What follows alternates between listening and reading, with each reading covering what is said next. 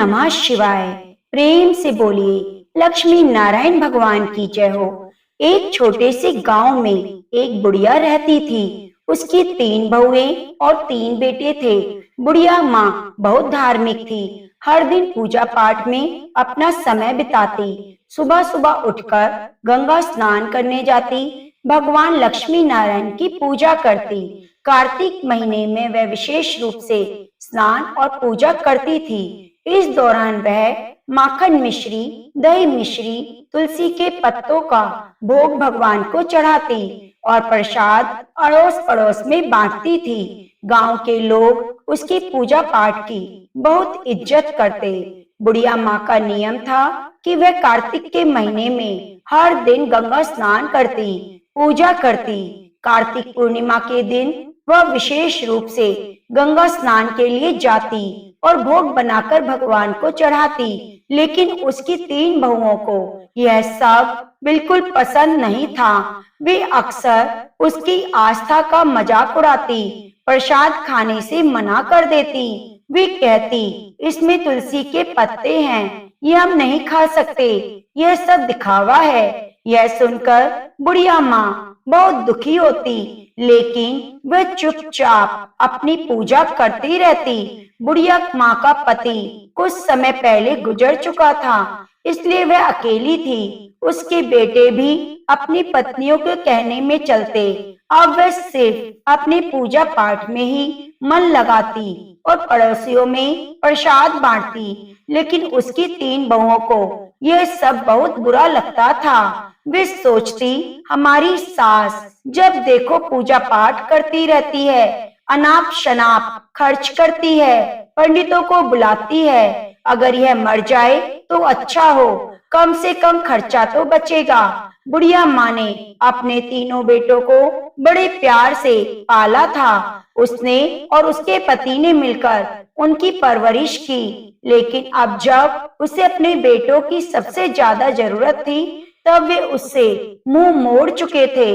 बुढ़िया माँ दिन रात भगवान से प्रार्थना करती और बच्चों के लिए आंसू बहाती। वह सोचती, हे भगवान, मैंने तो कभी किसी का बुरा नहीं चाहा, फिर मेरे साथ ऐसा क्यों हो रहा है। एक दिन बुढ़िया माँ अपने भगवान विष्णु और माता लक्ष्मी के सामने बैठकर प्रार्थना कर रही थी। उसकी आंखों से आंसू आ रहे थे और भगवान से कह रही थी, हे भगवान, मुझे इस दुख से मुक्ति दिलाओ, मेरे बच्चों का भला करो और उन्हें सही रास्ता दिखाओ। इस तरह बुढ़िया माँ ने अपनी पूजा पाठ और दान पुण्य के नियमों को नहीं छोड़ा। लेकिन उनकी 3 बहुओं ने ठान लिया कि वे अब इस घर में नहीं रहेगी और बंटवारा करके अलग हो जाएंगी। वे सोचती, अगर हम अलग हो जाएंगे तो अपनी मर्जी से रह सकेंगे और सास की पूजा पाठ के खर्चे से भी बचेंगे। 3 बहुओं ने एक दिन आपस में बात की और बंटवारे की योजना बनाई। उन्होंने अपने पतियों से कहना शुरू किया कि अब हमें अलग हो जाना चाहिए। छोटी बहू ने अपने पति से कहा, देखिए, बड़े भैया के बच्चे बड़े हो रहे हैं और हमारे बच्चे छोटे हैं। हमें मेहनत करनी है, बच्चों को पढ़ाना है। अगर हम अलग हो जाएंगे तो अच्छे से देखभाल कर पाएंगे। सास का खर्चा बहुत ज्यादा है, हर समय पूजा पाठ करती रहती है, बहुत पैसा खर्च करती है। मझली बहू ने भी अपने पति को समझाया, देखिए, अब बंटवारा हो जाना चाहिए, हम अपनी मर्जी से रहेंगे, क्या खर्चा करना है क्या नहीं, के नखरे और खर्चे अब बर्दाश्त नहीं होते। हमें अलग रहकर अपने बच्चों का ध्यान रखना है। बड़ी बहू ने भी अपने पति से यही बात कही। बच्चे बड़े हो रहे हैं, कल उनकी शादी ब्याह करनी है, पैसे कमाते रहेंगे और सास का खर्चा करते रहेंगे तो कैसे चलेगा। हमारे बच्चों का भविष्य सुरक्षित करना है, हमें अलग होना पड़ेगा। 3 बहुओं ने अपने पतियों को समझा दिया और उनके मन में बात डाल दी। गांव के पंचों को बुलाया गया और घर का बंटवारा करने की बात हुई। 3 बहुएं भी बंटवारे में हिस्सा लेने के लिए तैयार हो गई। गांव के पंचों ने घर का 4 हिस्सों में बंटवारा किया। तीनों बेटों के लिए, एक बुढ़िया माई के लिए। घर का सारा सामान भी 4 हिस्सों में बांट दिया गया। बुढ़िया माँ को कम हिस्सा दिया गया क्योंकि वह अकेली थी और ज्यादा की जरूरत नहीं थी। पंचों ने कहा, जो भी बुढ़िया माँ को अपने हिस्से में रखेगा उसका ख्याल रखेगा। छोटी बहू ने साफ मना कर दिया, मैं बुढ़िया माँ को अपने हिस्से में नहीं रखूंगी, उनका खर्चा बहुत ज्यादा है, पूजा पाठ में बहुत पैसा खर्च होता है, हमें अपने बच्चों का ध्यान रखना है। मंझली बहू ने भी मना कर दिया, अब हमें वे पसंद नहीं करती। बड़ी बहू ने भी यही जवाब दिया, मैं भी बुढ़िया माँ को अपने साथ नहीं रख सकती। बड़ी बहू ने भी वही जवाब दिया, मैं भी माँ को अपने हिस्से में नहीं रख सकती, हमें अपने बच्चों का भविष्य सुरक्षित करना है। बुढ़िया माँ अब अकेली रह गई। पंचों ने अपना फैसला सुनाया और चले गए। तीनों बहुओं ने अपना अपना सामान अपने अपने हिस्से में रख लिया। बुढ़िया माँ के हिस्से में जो झोपड़ी थी वह रहने लगी। अब वह अकेली थी। अपने बेटों से निराश होकर भगवान से प्रार्थना करती। अब बुढ़िया माँ अपनी छोटी सी झोपड़ी में रहने लगी। रोज सुबह उठकर गंगा स्नान करती, लक्ष्मी नारायण भगवान की पूजा करती, भोग लगाती, प्रसाद बांटती। लेकिन अब वह बहुत अकेली थी। उसके तीनों बेटों ने उससे मुंह मोड़ लिया था। उसकी बहुओं ने उसे घर से बाहर कर दिया था। वह प्रार्थना करती रहती, हे भगवान, मुझे इस दुख से छुटकारा दिलाओ, मेरे बच्चों का भला करो, सही रास्ता दिखाओ। बुढ़िया माँ के पास जो थोड़ा बहुत आटा दाल चावल थे उसी से काम चलाती। मेरे बच्चों ने मुझे छोड़ दिया है, लेकिन मैं भगवान की भक्ति नहीं छोड़ूंगी। उसकी भक्ति में कोई कमी नहीं आई। वह हर रोज तुलसी के पत्तों से भगवान का पूजन करती, पड़ोसियों को प्रसाद बांटती। एक दिन जब बुढ़िया माँ अपनी झोपड़ी में बैठी रो रही थी, तभी एक युवक आया। उसने दरवाजा खटखटाया। बुढ़िया माँ ने दरवाजा खोला, देखा 17-18 साल का हष्ट पुष्ट युवक खड़ा था। उसके चेहरे पर तेज झलक रहा था। उसने कहा, अम्मा, मुझे पहचाना नहीं, मैं आपके मायके से आया हूँ, मेरा नाम कृष्णा है, मेरे पिताजी ने मुझे आपकी मदद के लिए भेजा है। बुढ़िया माई ने आश्चर्य से पूछा, कृष्णा, तुम मेरे मायके से हो? मैंने तो तुम्हें कभी देखा नहीं। कृष्णा ने मुस्कुराते हुए कहा, अम्मा, मैं आपके भाई का पोता हूँ। हमें खबर मिली कि आपके बेटों ने आपको निकाल दिया है, इसलिए मुझे पिताजी ने आपकी मदद के लिए भेजा है। बुढ़िया माँ की आंखों में आंसू आ गए। उसने कृष्णा को अंदर बुलाया और बैठने के लिए कहा। कृष्णा को पानी का गिलास दिया, गुड़ खिलाया। कृष्णा ने पानी पिया, गुड़ खाया, फिर अपनी थैली से कुछ खाने का सामान, कपड़े और दवाइयाँ निकाली। उसने कहा, अम्मा, यह सब सामान मैं आपके लिए लाया हूँ, आप भूखी मत रहना, हम रोज खाना भिजवा देंगे। बुढ़िया माँ ने कृष्णा को आशीर्वाद दिया और कहा, बेटा, तुम्हारा बहुत धन्यवाद, तुमने मेरे लिए जो किया उसके लिए मैं भगवान से तुम्हारी खुशी के लिए प्रार्थना करूंगी। कृष्णा ने बुढ़िया माँ से विदा ली, वापिस चला गया। बुढ़िया माँ ने अपने भगवान का धन्यवाद किया और सोचा, भगवान ने मेरी प्रार्थना सुन ली, अब मैं भूखी नहीं रहूंगी। अब बुढ़िया माँ को रोज खाना मिल जाता। वह पहले की तरह ही भोग बनाकर भगवान को चढ़ाती और पड़ोसियों को बांटती। लेकिन उसकी तीनों बहुओं को यह देखकर बहुत जलन होती। वह सोचती, यह बुढ़िया आखिर इतना खाना कहाँ से लाती है? इसके पास कोई कमाने वाला भी नहीं, फिर भी यह इतनी तंदुरुस्त कैसे हो रही है? तीनों बहुएं बुढ़िया माँ की सेहत देखकर जलती, सोचती कि बुढ़िया को हमने इसलिए अलग किया था ताकि वह जल्दी ही भूखी प्यासी मर जाए, लेकिन यह तो तंदुरुस्त होती जा रही है। एक दिन बहुओं ने फैसला किया कि बुढ़िया की झोपड़ी में जाकर पता लगाएंगे कि क्या हो रहा है। अगले दिन जब बुढ़िया माँ गंगा स्नान के लिए गई तो तीनों बहुएं झोपड़ी में घुस गई। वहां देखा झोपड़ी में दाल चावल, आटा मसाले, सूखे मेवे सभी रखे हुए हैं। वे बहुत हैरान हुई और बोलने लगी, बुढ़िया माँ कितनी चालाक निकली, हमें लगता था ये भूखी मर जाएगी, लेकिन यहाँ तो हर चीज का भंडार है। बड़ी बहू ने कहा, इसने जरूर हमारे घर से चोरी करके ये जमा किया है। हम काम में लगी रहती थी और ये चोरी करके घर भरती थी। मझली बहू ने कहा, हाँ, हमें मजा चखाना चाहिए, देखते हैं इसके यहाँ क्या क्या जमा है। छोटी बहू ने भी सहमति जमाई, सही कहा, इसके खिलाफ कुछ करना होगा। तीनों बहुएं झोली भरकर सामान ले जाने लगी। जैसे ही उन्होंने खाने का सामान उठाया, देखा उसमें तुलसी के पत्ते हैं। गुस्से में आकर उन्होंने तुलसी के पत्ते नाली में फेंक दिए। यह देखकर वे और क्रोधित हो गई और सामान उठाकर बाहर जाने लगी। तभी एक अजीब घटना हुई। तीनों बहुओं ने देखा उनके हाथ पैर धीरे धीरे कुत्ते के पंजों में बदलने लगे। वे डर गई, चिल्लाने लगी, लेकिन कोई मदद नहीं कर रहा था। कुछ ही पलों में तीनों बहुएं कुतिया बन गई। गांव में हड़कंप मच गया। बच्चों और पतियों ने जब ये देखा तो हैरान हो गए। बच्चे चिल्लाने लगे, मम्मी कुतिया बन गई, पापा देखो मम्मी को क्या हो गया। तीनों बहुओं के पति समझ नहीं पा रहे थे कि कैसे हुआ।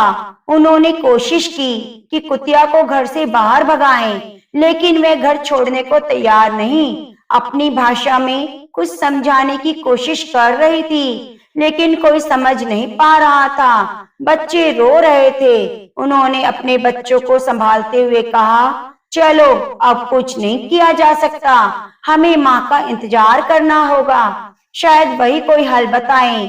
गांव के लोग इकट्ठा हो गए, सोचने लगे ये कैसी अनहोनी हुई। सबने बुढ़िया की वापसी का इंतजार करने का फैसला किया। बुढ़िया माई को अब रोज के जीवन में थोड़ी राहत मिली थी। कृष्णा रोज खाना लाकर रख जाता। बुढ़िया माँ भगवान का भोग लगाकर प्रसाद बांटती, लेकिन उसे इस बात का कोई अंदाजा नहीं था कि उसके घर में क्या हो रहा है। उसे यही लगता था कि सब कुछ पहले जैसा चल रहा है। इधर तीनों बहुएं कुतिया बनकर घर के आंगन में बैठी थी। उनके पतियों और बच्चों को घर का सारा काम करना पड़ रहा था। वे बहुत परेशान थे, अपनी माँ की वापसी का इंतजार कर रहे थे। गांव के लोग भी इस अजीब घटना से हैरान थे। हर कोई यही कहता कि ये सब बुढ़िया माँ की भक्ति और तपस्या का फल है। एक दिन गांव के कुछ लोगों ने बुढ़िया माँ को गंगा स्नान के लिए जाते देखा। उन्होंने सोचा कि सारी बात बतानी चाहिए। वे उसके पास गए और बोले, माई, तुम्हारे घर में कुछ अजीब हो रहा है, तुम्हारी बहुएं कुतिया बन गई हैं। बुढ़िया माँ यह सुनकर बहुत हैरान हुई। उसने सोचा ये कैसे संभव है। उसने तुरंत गंगा स्नान किया, घर की ओर आई, भगवान से प्रार्थना की, हे भगवान, मेरे घर की रक्षा करना, बच्चों को सही रास्ता दिखाना। जब बुढ़िया माँ घर पहुंची तो देखा गांव के लोग उसके घर के सामने इकट्ठा थे। उसने पूछा, क्या बात हुई, इतनी भीड़ क्यों है? गांव वालों ने उसे सारी घटना बता दी। बुढ़िया माँ ने अपने बेटों को बुलाया और पूछा, ये सब कैसे हुआ? तुम लोगों ने क्या किया? बेटों ने रोते हुए अपनी माँ को सारी कहानी सुनाई। कहा, माँ, हमने बहुत बड़ी गलती की। हमारी पत्नियों ने तुम्हारे सामान को नाली में फेंक दिया। और उसी समय वे कुतिया बन गई। बुढ़िया माँ ने अपने बेटों को दिलासा दी और कहा, भगवान सब ठीक करेंगे, तुम घबराओ नहीं। बुढ़िया माँ ने भगवान से प्रार्थना की और समाधान मांगा। सोचा शायद किसी साधु बाबा के पास समाधान हो सकता है। उसी समय एक साधु बाबा गांव में आए। बुढ़िया माँ ने उन्हें अपने घर बुलाया और हाल बताया। साधु बाबा ने ध्यान से सारी बातें सुनी और कहा, यह सब तुम्हारी भक्ति और तपस्या का फल है, लेकिन चिंता मत करो, इसका उपाय है। बुढ़िया माँ ने पूछा, बाबा कृपया मुझे उपाय बताएं, मैं अपने बच्चों को इस हालत में नहीं देख सकती। साधु बाबा ने कहा, तुम्हें कार्तिक महीने में विशेष पूजा करनी होगी। तुम्हारे स्नान के पानी से तुम्हारी बहुओं को नहलाना होगा। ब्राह्मणों को भोजन कराकर झूठे भोजन को बहुओं को खिलाना होगा, इससे वे अपने असली रूप में आ जाएंगी। बुढ़िया माँ ने साधु बाबा को धन्यवाद किया और बेटों को उपाय बताया। बेटों ने कहा, माँ हम तुम्हारी हर बात मानेंगे, हम उपाय जरूर करेंगे। बुढ़िया माँ ने विशेष पूजा की तैयारी शुरू की। तीनों बेटे और गांव के लोग भी इस पूजा में मदद करने लगे। बेटों ने मिलकर पूजा का सामान इकट्ठा किया, भगवान के लिए भोग बनाने की व्यवस्था की। हर सुबह बुढ़िया माँ गंगा स्नान के लिए जाती, स्नान के पानी को एकत्रित करती। उसके बाद वह भगवान विष्णु और माता लक्ष्मी की पूजा करती, पड़ोसियों को प्रसाद बांटती। इसी बीच तीनों बहुएं अभी भी कुतिया के रूप में घर के आंगन में बैठी थीं। उनके पतियों और बच्चों को घर का काम करना पड़ रहा था। बच्चों को अपनी माताओं की बहुत याद आती। बोलते, दादी माँ कब ठीक होगी माँ, हमें हमारी माँ वापिस चाहिए। बुढ़िया माँ बच्चों को दिलासा देती, कहती, बेटा भगवान सब ठीक करेंगे, तुम लोग धैर्य रखो, प्रार्थना करो। बच्चों को शांत करने के लिए कहानियां सुनाती। बुढ़िया माँ ने पूजा के लिए ब्राह्मणों को बुलाया। बेटों ने भी अपनी ओर से 5-5 ब्राह्मणों को बुलाया। इस प्रकार कुल 21 ब्राह्मणों को बुलाया गया। ब्राह्मणों के लिए विशेष भोग तैयार किया गया। कार्तिक पूर्णिमा का दिन आया और बुढ़िया माँ ने अपने बेटों की मदद से भोज की तैयारी की। सुबह सुबह सभी ब्राह्मणों को आमंत्रित किया गया। उन्हें विशेष पकवान बनाकर खिलाए गए। ब्राह्मण भोज के बाद बुढ़िया माँ ने सबके पैर छुए, भगवान से प्रार्थना की, हे भगवान मेरी बहुओं को उनके पूर्व रूप में वापस लाओ, मेरे कार्तिक स्नान और पूजा का फल उन्हें मिले। ब्राह्मणों ने तृप्त होकर भोजन किया, बुढ़िया माँ को आशीर्वाद दिया और कहा, माई तुम्हारी पूजा सफल होगी, भगवान तुम्हारी प्रार्थना जरूर सुनेंगे। ब्राह्मण भोज के बाद बुढ़िया माँ ने तीनों बहुओं को बुलाया। तीनों बहुएं कुतिया के रूप में भगवान के भोग के झूठे भोजन को बड़े प्रेम से खाने लगी। बुढ़िया माँ ने उनके ऊपर गंगा जल छिड़का, उन्हें अपने स्नान के पानी से नहलाया। जैसे ही गंगा जल और स्नान का पानी बहुओं के ऊपर छिड़का गया, एक चमत्कार हुआ। धीरे धीरे तीनों बहुएं अपने असली रूप में वापस आने लगी। उनके चेहरे पर पश्चाताप के आंसू थे और वे अपनी सास के पैरों में गिरकर रोने लगी।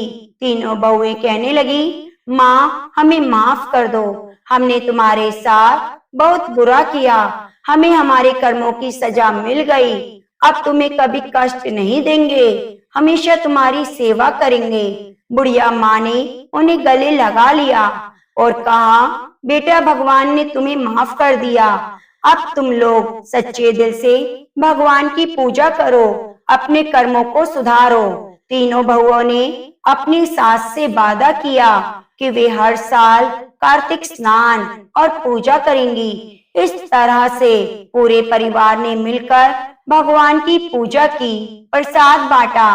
तीनों बहुओं के असली रूप में वापस आने के बाद घर में एक नई ऊर्जा और शांति का माहौल बन गया। बुढ़िया माई की भक्ति और तपस्या से पूरे परिवार को एक नया जीवन मिला। अब सभी मिलकर भगवान की पूजा करने लगे। बुढ़िया माँ ने अपने बेटों और बहुओं को सिखाया कि भक्ति और सेवा का महत्व क्या है। उसने कहा, देखो बेटा, भगवान की पूजा भक्ति से, दान से ही सच्चा सुख मिलता है। दूसरों की मदद जरूर करनी चाहिए। इस प्रकार से परिवार में सुख समृद्धि आने लगी और व्यापार भी अच्छा चलने लगा। घर में खुशी का माहौल बन गया। तो प्रेम से बोलिए, लक्ष्मी नारायण भगवान की जय हो।